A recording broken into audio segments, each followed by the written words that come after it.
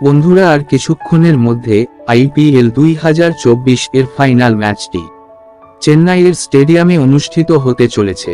তবে এই ম্যাচে মুখোমুখি হবে কলকাতা নাইট রাইডার্স এবং সানরাইজার্স হায়দ্রাবাদ।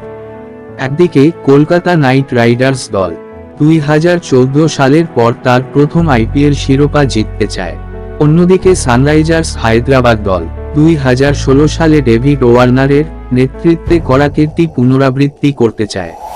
তবে বন্ধুরা, ফাইনাল ম্যাচে বৃষ্টি হলে ম্যাচের ফলাফল কেমন হবে? আসলে ভারতে খুব গরম হলেও দেশের কিছু অংশে বর্ষাও এসেছে।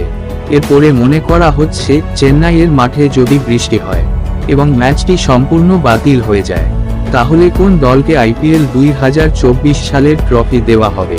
কলকাতা এবং হায়দ্রাবাদের মধ্যে ফাইনাল ম্যাচে বৃষ্টি যদি তার বিধ্বংসী রূপ দেখায়, তাহলে ম্যাচ প্রশাসক এবং আম্পায়াররা রাত 12:56 পর্যন্ত অপেক্ষা করতে পারেন। এই সময়ের মধ্যে যদি 5 ওভারের ম্যাচের জন্য মাঠ প্রস্তুত হয়, তাহলে দুই দলের মধ্যে 5 ওভারের ম্যাচ দেখা যেতে পারে। এবং বন্ধুরা, বৃষ্টির কারণে ম্যাচ বাতিল হলে রিজার্ভদেরও কোনো পরিকল্পনা নেই। গত বছর 2023 সালে আহমেদাবাদের মাঠে চেন্নাই সুপার কিংস এবং গুজরাট টাইটান্সের মধ্যে ফাইনাল ম্যাচটি বৃষ্টির কারণে রিজার্ভ ডেতে স্থগিত করা হয়েছিল।